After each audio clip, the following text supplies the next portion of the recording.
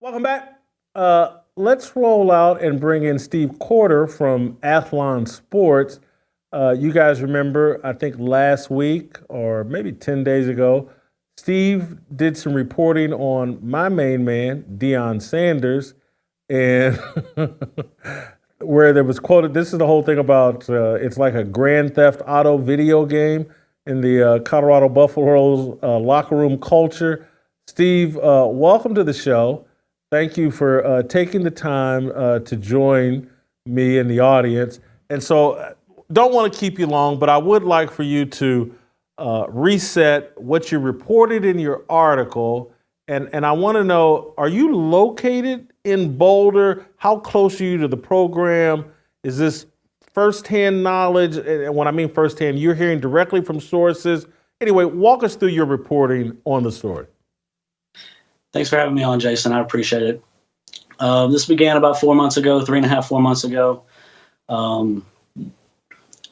Just started looking into it. I am not in Boulder. I'm in Charlotte, North Carolina. I also work for write for the Panthers for Athlon, but I've been in TV broadcasting for about 25 years. So I know some people. I know how to find out names, numbers, things like that. So just things were, I wouldn't say sketchy or anything like that. I just was wondering, why is everybody leaving? Are they all just not prime guys, all not good enough?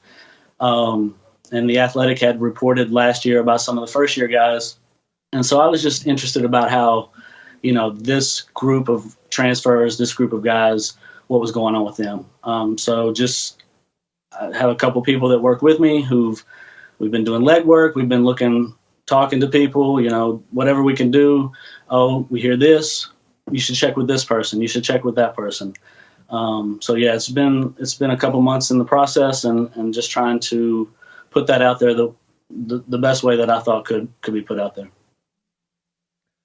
So some of it I heard and it's like, yeah, makes sense. Dion, uncontrolled environment. But some of it I also heard is like, yeah, this may be going on in other programs in terms of you got a bunch of guys, hyper masculine, young guys. They got money now, a lot of money. So the gambling and even the guys fighting each other. Guys on football teams do fight with each other. Do you think what's going on in Boulder is outside the norm, or is it just more high profile because it involves Dion? I don't think it's outside the norm as far as some of the stuff. Like I said, I'm not naive to think that fighting doesn't go on, that gambling doesn't go on. But should it be? It's just because they have the money and they can, do it off campus. Do whatever you want, but it just seems to me that some of that stuff on campus is just too much. That's not the place for certain things. So yeah, I'm sure certain things are going on at other colleges. I'm not.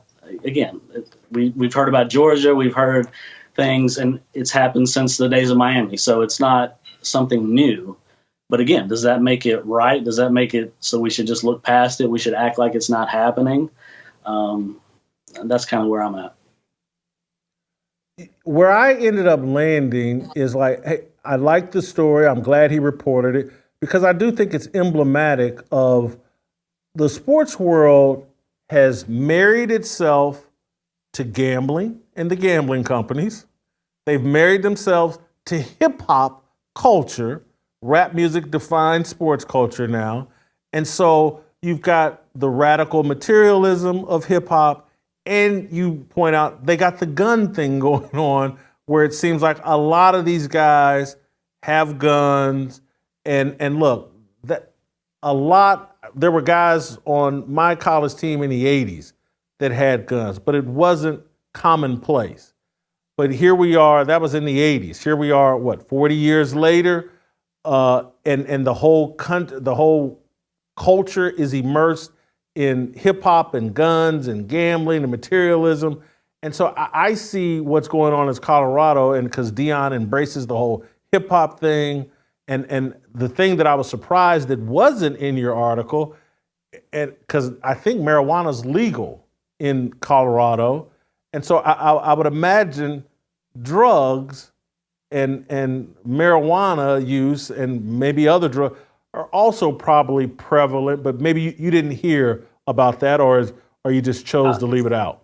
Yeah, like there's a lot that was left out. That's not everything that is put out there. I mean, it's to the point where you have to pick and choose what's going to go in there. There's definitely things about drinking, underage drinking, drugs.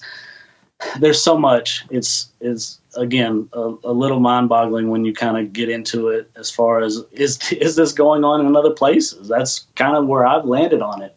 Is it? I don't. It's hard to say that it's just here. It's just going on in Boulder. So, I'm not sure. How much blowback, pushback have you received since publishing the article? Are your editors standing by you? Yeah, the editors are standing by me. I've done what I needed to do. I've talked to who I needed to talk to, but there's been a lot of blowback, a lot of comments, a lot of things said. You're this, you're that, you're a Dion hater. I got nothing against Dion. I grew up watching him. Was amazed by the things he did. Has nothing to do with that. Has nothing to do with race. It's just this is what I found. Like it wasn't even. I didn't even really go looking for it. It just kind of happened. It was just, let me check into it. And the floodgates opened. And so I thought if I didn't, then something was wrong with me and I wouldn't be setting a good example for the two kids that I have. Do you feel compelled or obligated to go cover a Colorado game this year and question or meet or show your face to Dion personally? Yeah, I'm not scared to do any of that. I don't know if it will happen. Again, we saw at the press conference last week, there were softball questions and he I would say used distraction because he doesn't want to talk about this. He doesn't want to keep this going. That's the last week has been nothing but distractions between the press conference, the talking about the press conference, the all of the commercials that are coming out, all of the things, the show on Amazon Prime. So again, maybe I'm the only one that sees this, but that's how I look at it. It looks like just diversionary tactics to me. But I would love to go out there if I could get to talk to him and ask him real questions. Absolutely. I'm 100% with this story. Again, plenty of sources to back it up. Excuse me. So yeah, that would be great. Generally speaking, what happens? You break a story like that, and then you get flooded with even more information from other people. Is there a potential follow-up story, or are you done with this story? No, I'm not done. I'm working on things every day. It's actually hard to do what I need to be doing, to be honest, because this has almost consumed me. But again, I think it's what needs to be told. And again, if it's going on in other places, that doesn't mean that it's okay, that we're just supposed to look the other way and act like, oh, that's fine because they're doing it here or they're doing it there or whatever reason that you want to give. So. Well, Steve, thank you so much for making some time for us today. We appreciate it. Look forward to your additional reporting. Thank you, Jason. I appreciate you. That's Steve Corder. Appreciate you. That's Steve Corder. Now we're going to circle back to Steve Kim next.